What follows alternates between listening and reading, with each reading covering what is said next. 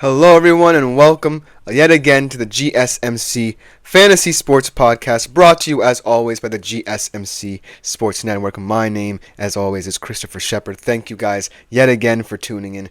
I hope you enjoyed yesterday's show, no matter how shaky it was. I'm sorry about that. A couple of technical issues, but no matter. We go again today on a lovely Tuesday morning here on the East Coast for me. And we are going to have a fantastic show. We are going to be recapping the title-clinching Game 5 between the Boston Celtics and the Dallas Mavericks. We're going to talk about the championship performances, both in real life and in fantasy. We are going to be previewing the Panthers-Oilers Game 5, another potential clinching situation in that Stanley Cup final. Then we'll be going to the fantasy football realm. I know you guys have been anxiously anticipating for this show to turn towards fantasy football, and here we are today, and I'm going to have two segments for you guys where I'll be going over who I believe will be my running back breakout stars for the next campaign, and then also giving you guys kind of an injury report and update on some of the sport's biggest stars in terms of fantasy as well. And then last but not least, we will conclude today's show with our last Euros fantasy team preview, and it is my personal dark horse we'll be talking about in the Danes of Denmark. It should be a fantastic show ahead. But before we begin, I do ask that you like, follow, and subscribe to today's show. We do receive a lot of tips and donations as well, so if you do feel so inclined, please leave them at the link gsmc.cloud. Anything you leave is greatly appreciated. Also, if you have any questions, comments, or concerns about something I might have said in a previous episode, everything will be answered at the beginning of the next episode. So thank you guys in advance for what you do for the network, me and my fellow podcasters. Now, let's get right into today's show. Let's start off with the big news of the day.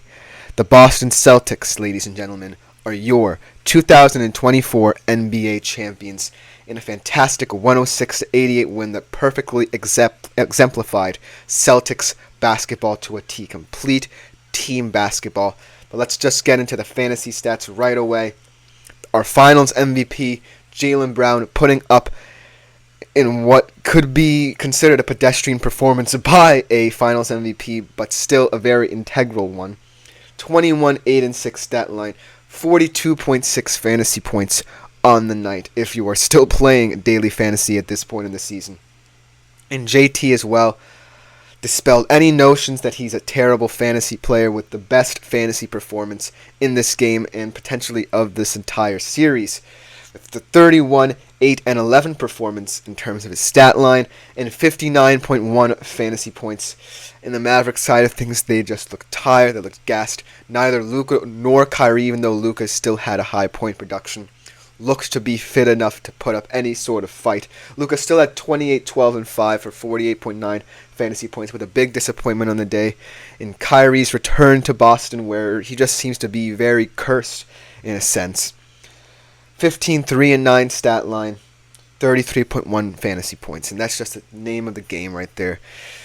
A team is more well constructed to beat superstars, and that was just what happened for today's game. And I just feel as if the Boston Celtics let all unease go to rest from Game 4.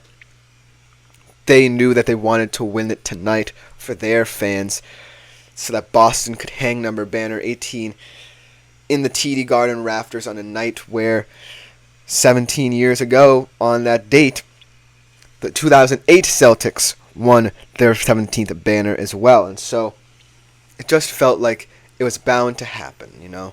This Boston Celtics team is just so special. You can talk about the fact that Jaylen Brown may not have had the best finals MVP performance of all time.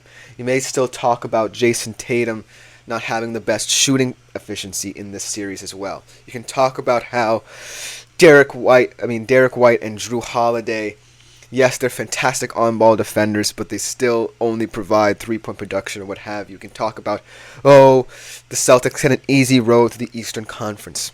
The fact of the matter is, they beat what was in front of them, and they beat them in an efficient manner that spoke to their unselfish style of basketball. And I think that's the main factor in what pundits will have to look at in the future.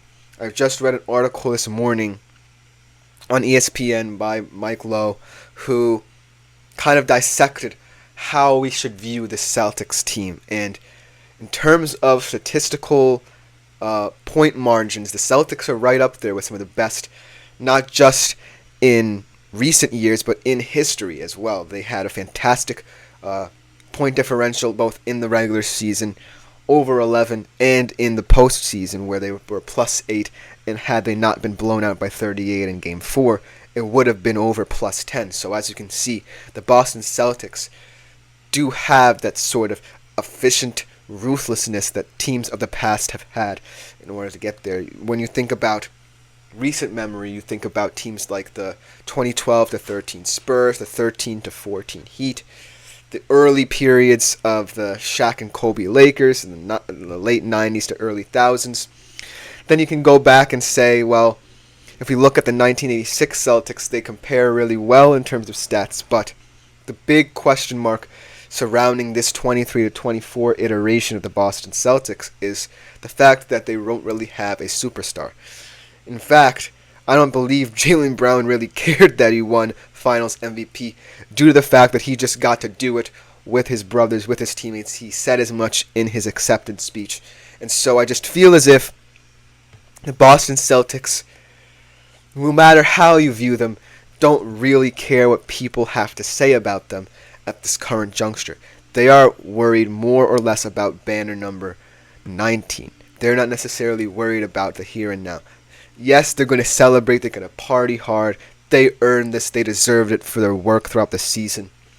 But their mindset isn't just on winning one.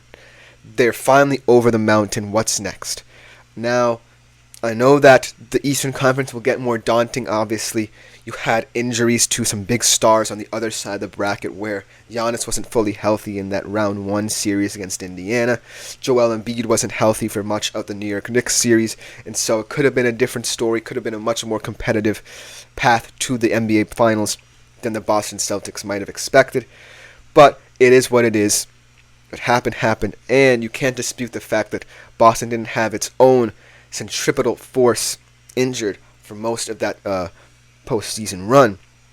And Kristaps Porzingis, who definitely adds some offensive prowess, because without him, for many portions of this series, in the non-Porzingis minutes, they did look a bit worse for wear, and Dallas was able to take advantage of that. So you must say that being able to win this title, especially without one of the most vital acquisitions of the past off season, really makes this title that much more special. And so congratulations to the Boston Celtics. Congratulations to both Jays for proving that they can follow through together, can be both real life and fantasy performers, can coexist with each other and with their teammates. Congratulations to Drew Holiday for really proving Brad Stevens right in terms of going out and acquiring him, taking a risk on him in favor of a guy in Marcus Smart who was such a cult legend for the Celtics in the past. So kudos to Drew Holiday for showing that in this finals. One of the better performances by a Celtic in Game 3 in this final series. And kudos to Derek White for just being one of those everyman kind of players, stepping up both on the offensive and defensive side of the ball. And congratulations to Kristaps Porzingis. I know it sounds weird saying that about a player who hasn't played as much in these series, but still, his presence alone really contributed to how Boston played in this finals. When he was on the court, the whole team just felt rejuvenated because they had one of their brothers with them. Kristaps Porzingis, congratulations to you, my friend. And just congratulations to a coaching staff and front office that didn't get a single thing wrong when constructing this team. I know Wyc Grousbeck, in picking guys like Brown, and especially Jaylen Brown, getting a lot of criticism from the Boston fan base for picking a guy in Brown, but he really believed in him. There were so many trade rumors surrounding Jaylen Brown in the early years of his career, in the Irving, Gordon, Hayward period when Boston was trying to really build a super team, and there was so many discussion about who would have to go, and Jaylen Brown constantly came up in Wyc Grousbeck, reassuring his team that we're not breaking you guys up, and sticking with it. Kudos to Brad Stevens, one of the best off seasons for any front office executive in recent memory.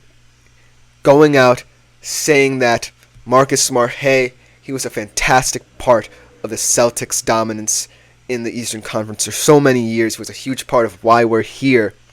But now we have to really build for a championship level.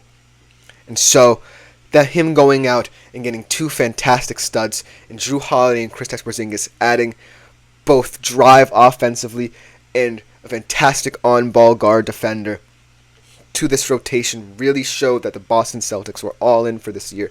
So kudos to Brad Stevens, and last but not least, congratulations to Joe Mazzulla, proving that his philosophies, his style of play, a huge jiu-jitsu and MMA fan, huge motivator for this team, just a rock, a steady rock and presence in the locker room for the Boston Celtics to rely upon.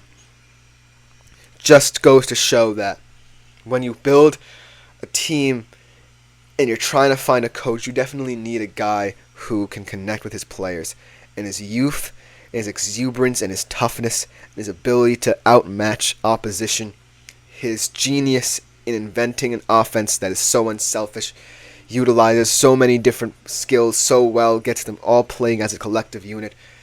Kudos to Joe Mazzulla for doing that. And congratulations to the Boston Celtics and the city of Boston for getting over the hump. Congratulations, party hard, but remember, the mission is not over. Banner 19 lies in wait, and we will be there to follow them forever and ever until they get that banner. That will just about do it for this segment. Congratulations yet again to the Boston Celtics, but we have to move on to the hockey side of things. This could potentially be the last time I say that. I continue saying that series continue to get extended. It's all bonkers in the fantasy realm for these two sports as they wind down their seasons. We are going to preview Game 5 of the Panthers and Oilers in the next segment of the GSMC Fantasy Sports Podcast. Stick around for that one.